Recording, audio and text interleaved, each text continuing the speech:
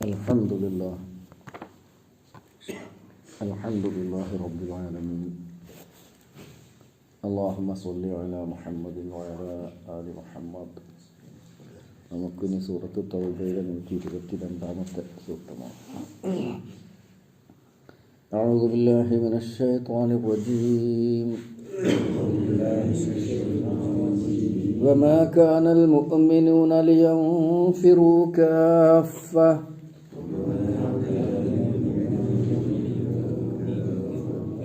فلولا نفر من كل فرقة منهم طائفة ليتفقهوا في الدين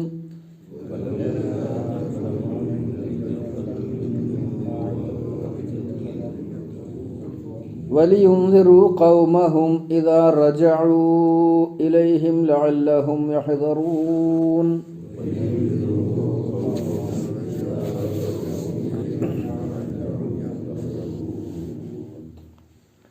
وما كان المؤمنون لينفروا كافة.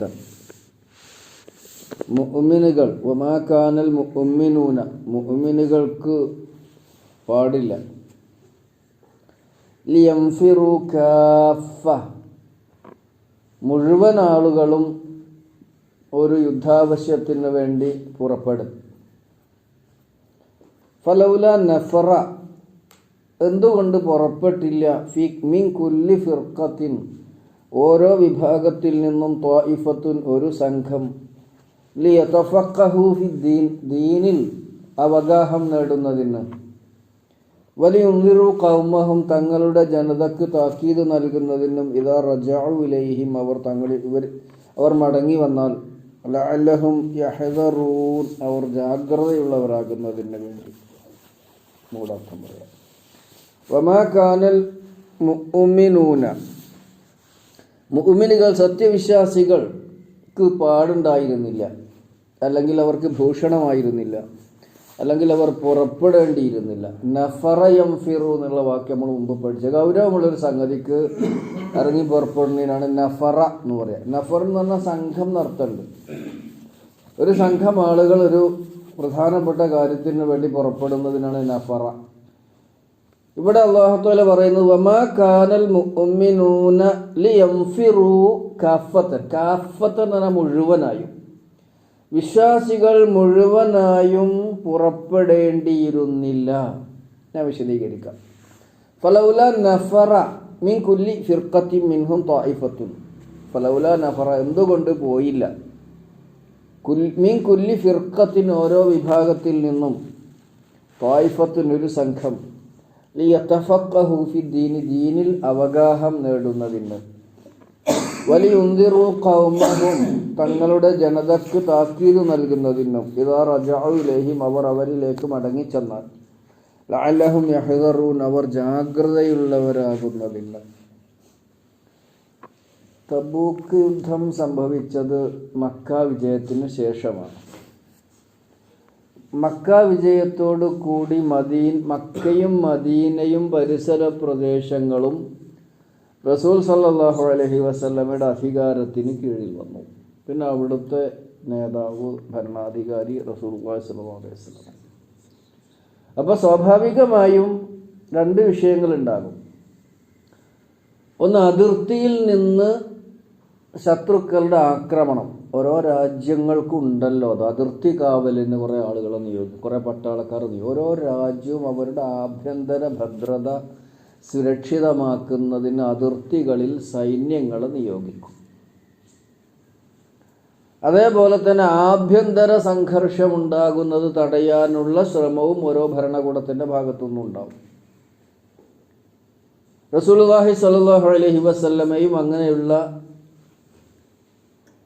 ഏർപ്പാടുകൾ ചെയ്യാറുണ്ട്. അതിർത്തിയിൽ ശത്രുക്കൾ കടന്നു കയറുന്നതിന് ഇസ്ലാമിനോട് താല്പര്യമില്ലാത്ത ആളുകൾ അതിർത്തിയിൽ വന്ന് ഇസ്ലാമിക ഭരണകൂട വ്യവസ്ഥയുടെ അതിർത്തികൾ കയ്യേറുന്നതിനും ആക്രമണം അഴിച്ചുവിടുന്നതിനും തടയിടുന്നതിനു വേണ്ടി ശരീയത്ത് പറഞ്ഞാൽ ഇങ്ങനെയുള്ള സംഘങ്ങളെ, സൈന്യ സംഘങ്ങളെ നിയോഗിക്കുക, ശരീയത്തിനെ നിയോഗിക്കും. തബൂക്ക് യുദ്ധാനന്തരം എന്ത് സംഭവിച്ചു എന്ന് വെച്ചാൽ റസൂൽ ഇങ്ങനെ ഇന്ന ഭാഗത്തേക്ക് നമ്മുടെ കൂട്ടത്തിൽ നിന്നൊരു സംഘം പുറപ്പെടണം എന്ന് പറഞ്ഞാൽ അന്ന് രജിസ്റ്ററുകളും ലിസ്റ്റും ഒന്നുമില്ല. പുറപ്പെടണം എന്ന് പറഞ്ഞാൽ എല്ലാവരും കൂടിയാണ് പോകും. തബൂക്ക് യുദ്ധത്തിൽ ഇങ്ങനെ പോകാത്തവരെ ആക്ഷേപിച്ചല്ലോ. അപ്പം എന്താ സംഭവിച്ചത്? റസൂൽ സല്ലല്ലാഹു അലൈഹി വസല്ലമയുടെ സദസ്സിൽ പള്ളികളിൽ പലപ്പോഴും ആളുകളില്ലാതെ പോവുക. റസൂലിന് ലഭിക്കുന്ന വഹ്യ് വായ്മൊഴിയായാണ് പ്രചരിക്കുക. രേഖപ്പെടുത്തൽ കുറവാണ്. കുറച്ച് ആൾക്കാർ രേഖപ്പെടുത്താൻ എഴുത്ത് വായന അറിയുന്നവരുണ്ടെങ്കിലും ഇത് ഖുർആൻ്റെ വചനങ്ങളും ഖുർആൻ്റെ ആശയങ്ങളും പ്രചരിപ്പിക്കുന്നത് എങ്ങനെയാണ്? വായ്മൊഴിയായിട്ടാണ്, പറഞ്ഞറിയണം.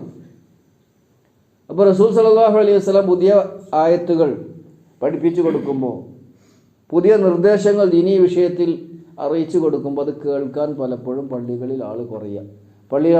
മദീന പള്ളിയാണല്ലോ റസൂലിൻ്റെ സഭ കൂടുക. എന്താ കാരണം? അള്ളാഹുവിൻ്റെ ദീനിൻ്റെ മാർഗത്തിൽ പ്രവർത്തിക്കാൻ തന്നെ പോയവരാ എല്ലാവരും. പക്ഷേ അപ്പോൾ ദീനീ വിഷയത്തിലുള്ള അറിവുള്ളവർ കുറയാൻ തുടങ്ങി.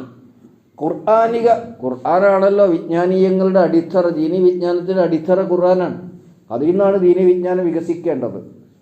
അത് തന്നെ പഠിക്കാനും കേൾക്കാനും അറിയാനും ആളില്ലാതെ പോകുന്നൊരവസ്ഥ മദീനത്തുണ്ടായി. അപ്പോൾ യുദ്ധത്തിന് പുറപ്പെടുന്ന ആളുകൾ എല്ലാവരും പോകണം. കുറച്ച് ആൾക്കാർ ദീൻ പഠിക്കാൻ പോകണം. അതും ഒരു ജിഹാദ് തന്നെയാണ്.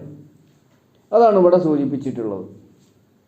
വമാ കാനൽ മുഅ്മിനൂന ലിയൻഫിറു കാഫത്തൻ എന്ന മുഴുവനായി ഒരു ആഹ്വാനം ഉണ്ടാകുമ്പോൾ എല്ലാവരും കൂടി യുദ്ധ മുന്നണിയിലേക്ക് പുറപ്പെടേണ്ടതില്ല. അതാണ് വമാ കാനൽ മുഅ്മിനൂന, മുഅ്മിനുകൾ ആവേണ്ടതില്ല. ലിയൻഫിറു കാഫത്തൻ, ഒന്നാകെ പുറപ്പെടേണ്ടതില്ല എന്ന് പറഞ്ഞിട്ടുള്ളത്. വമാ കാനൽ മുഅ്മിനൂന ലിയൻഫിറു കാഫത്തൻ, മുഅ്മിനുകൾ ഒന്നാകെ യുദ്ധത്തിന് വേണ്ടി പുറപ്പെടേണ്ടിയിരുന്നില്ല, അല്ലെങ്കിൽ പുറപ്പെടേണ്ടതില്ല. ഫലൗല നഫറ, എന്തുകൊണ്ട് പുറപ്പെടുന്നില്ല? നഫറ നമ്മൾ പറഞ്ഞല്ലോ, പുറപ്പെട്ടു പോകുകയെന്നാണ്. ഫലൗല നഫറ, എന്തുകൊണ്ട് പുറപ്പെടുന്നില്ല? മിൻ കുല്ലി ഫിർഖത്തിൻ, ഓരോ വിഭാഗത്തിൽ നിന്നും. ഫിർഖ അതേതാ വിഭാഗം? ഓരോ ഗോത്രത്തിൽ നിന്നും, അല്ലെങ്കിൽ ഓരോ ഗ്രാമത്തിൽ നിന്നും. ഗ്രാമം എന്ന് പറഞ്ഞാൽ നമുക്കറിയാലോ, നമ്മുടെ പെരുമ്പലം പോലെയുള്ള ഗ്രാമമല്ല. ഗ്രാമം എന്ന് പറഞ്ഞാൽ കുറച്ച് ആൾക്കാർ തിങ്ങി പാർക്കണ ഒരു പ്രദേശം. പിന്നെ കിലോമീറ്ററുകളോ ഒളിഞ്ഞാട്. വടക്കേ ഇന്ത്യയിലൊക്കെ നമ്മൾ യാത്ര ചെയ്തിട്ടുള്ളത് കണ്ടിട്ടുണ്ടല്ലോ. അത് അറേബ്യൻ നാട്ടിൽ ഇന്നും അങ്ങനെ തന്നെയാണ്. വടക്കേ ഇന്ത്യയിലുള്ള പോലെ തന്നെയാണ്. ഓരോ രാജ്യത്തും ആൾക്കാർ പാർക്കുന്ന കുറച്ച് ആൾക്കാർ, അതാണ് ഇവിടെ ഫിർഖ എന്ന് പറഞ്ഞുകൊണ്ട് ഉദ്ദേശിക്കുന്നത്. ഒന്നുകിൽ കുടുംബമാണ്, അല്ലെങ്കിൽ ഇങ്ങനെയുള്ള ഗ്രാമപ്രദേശങ്ങളാണ്, ആളുകൾ കൂടി പാർക്കുന്ന പ്രദേശമാണ്. അങ്ങനെയുള്ള ഓരോ വിഭാഗത്തിൽ നിന്നും എന്തുകൊണ്ട് പുറപ്പെടുന്നില്ല? ത്വായിഫ, ഒരു സംഘം, എല്ലാവരും കൂടിയല്ല, ആ വിഭാഗത്തിൽ നിന്നുള്ള ഒരു സംഘം എന്തുകൊണ്ട് പുറപ്പെട്ടില്ല? ലിയതഫഖഹു ഫിദ്ദീൻ, ദീനിൽ ഫിഖ്ഹ് നേടാൻ വേണ്ടി. ഫിഖ്ഹ് എന്ന യഥാർത്ഥത്തിൽ എന്താ? കർമ്മശാസ്ത്രം അല്ല. ഇസ്ലാം ഉദ്ദേശിച്ച ഫിഖ്ഹ് കർമ്മശാസ്ത്രം അല്ല. ദീനിലുള്ള ആഴത്തിലുള്ള അറിവ്, അവഗാഹം, ദീനിന് വേണ്ടി അധ്വാനിക്കാൻ ഉള്ള ഫിഖ്ഹ് നേടുക. അല്ലാതെ കർമ്മശാസ്ത്രം നേടുക. ഈ കർമ്മശാസ്ത്ര ഗ്രന്ഥങ്ങൾ പഠിച്ചത് കൊണ്ട് അവർ ഫഖീഹുകളാണെന്ന് പറയാൻ പറ്റില്ല. അവരാ കർമ്മശാസ്ത്രം പഠിച്ചവരാന്നേ പറയാൻ പറ്റുള്ളൂ. പഴയ കാലത്തുള്ള കർമ്മശാസ്ത്ര ഗ്രന്ഥങ്ങൾ ഒട്ടുമിക്കതും മുസ്ലിം സാഹചര്യത്തിൽ എഴുതപ്പെട്ടതാണ്. അത് നമ്മുടെ രാജ്യത്തെ പോലെയുള്ള ഒരു പ്രദേശത്തേക്ക് പലപ്പോഴും യോജിച്ചതാകണമെന്നില്ല. അങ്ങനെ ഒരു പ്രശ്നം അതിനുണ്ട്. മുസ്ലിം ഭൂരിപക്ഷ പ്രദേശത്തോ മുസ്ലിം ഭരണകൂടങ്ങൾ നിലനിൽക്കുന്നിടത്തോ എഴുതപ്പെട്ടിരിക്കുന്ന കർമ്മശാസ്ത്ര ഗ്രന്ഥങ്ങൾ പഴയത് മിക്കതും അത് ബഹുവിധ മതങ്ങളും സംസ്കാരങ്ങളും ഉള്ള ഒരു പ്രദേശത്തേക്ക് പലപ്പോഴും ഫിറ്റാവില്ല. അതുപോട്ടെ, അത് നമ്മുടെ വിഷയമല്ല. അപ്പം ഈ വിഭാഗത്തിൽ, മുഅ്മിൻ വിഭാഗത്തിൽ നിന്ന്, മുസ്ലിം വിഭാഗത്തിൽ നിന്ന്, ഓരോ പ്രദേശത്തു നിന്നും ഒരു സംഘം ആൾക്കാരിൽ യതഫഖഹു ഫിദ്ദീൻ, ദീനിൽ ഫിഖ്ഹ് നേടുന്നതിന്, ദീനിൽ അവഗാഹം നേടുന്നതിന് വേണ്ടി എന്തുകൊണ്ട് പോണില്ല? റസൂൽ സല്ലല്ലാഹു അലൈഹി വസല്ലമയുടെ സദസ്സിൽ ആദ്യ കാലത്തൊക്കെ ഊഴമിട്ട് വരുമായിരുന്നു ആൾക്കാർ. ഇന്ന് ഞാൻ പോയിക്കൊള്ളാം, റസൂലിൻ്റെ സദസ്സിലേക്ക് ഇന്ന് ഞാൻ പോയിക്കൊള്ളാം. ചങ്ങാതിമാർ, സുഹൃത്തുക്കൾ തമ്മിൽ തീരുമാനിക്കാം, നാളെ ഈ പോയിക്കോ, ഇന്ന് ഞാൻ പകുതി പണിക്ക് പോയിക്കോ, എന്നിട്ട് പണിക്ക് കിട്ടുന്ന കൂലി പകുതി എനിക്കും പകുതി എനിക്കും. പകുതി എനിക്കും പോകും. എന്തിനാ കുടുംബത്തിൻ്റെ ചിലവും നടക്കണേ. എന്നാൽ ദീനിൻ്റെ രംഗത്തുനിന്ന് മാറി നിൽക്കാൻ പറ്റുമോ? പറ്റൂല. അപ്പം ഇന്ന് ഞാൻ പോയിക്കോളാം, ഞാൻ പഠിപ്പിച്ചു തന്നിട്ട് എന്നിട്ട് നാളെ ഞാൻ പണിക്കോകാം, ഇജ് റസൂലിൻ്റെ സദസ്സക്ക് പോകണം. ഇത്ര ഗൗരവത്തിൽ ഖുർആൻ പഠിക്കാൻ വേണ്ടി വന്നിരുന്നു റസൂൽ സല്ലല്ലാഹു അലൈഹി വസല്ലമയുടെ അനുയായികൾ. ഉമർ ഖത്താബ് അടക്കം കച്ചവടത്തിനും വ്യാപാരത്തിനൊക്കെ പുറപ്പെടുമ്പോൾ നീ പോയിക്കോട്ടോ, ഹെൽപ്പറോട് പറയുക, നാളെ ഞാൻ പോകും. എന്തിനാ? ഇന്ന് ഞാൻ പഠിച്ചത് ഞാൻ മടങ്ങി വന്നിട്ട് എനിക്ക് പഠിപ്പിച്ചു തരും.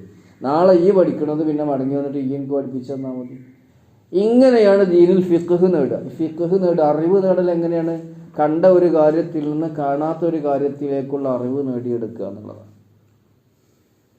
അപ്പം ഇത്തരത്തിൽ ദീനിൽ വിജ്ഞാനം നേടുന്നതിന് നിങ്ങളിൽ നിന്ന് ഓരോ വിഭാഗത്തിലെയും ഒരു സംഘം എന്തുകൊണ്ട് പുറപ്പെടുന്നില്ല?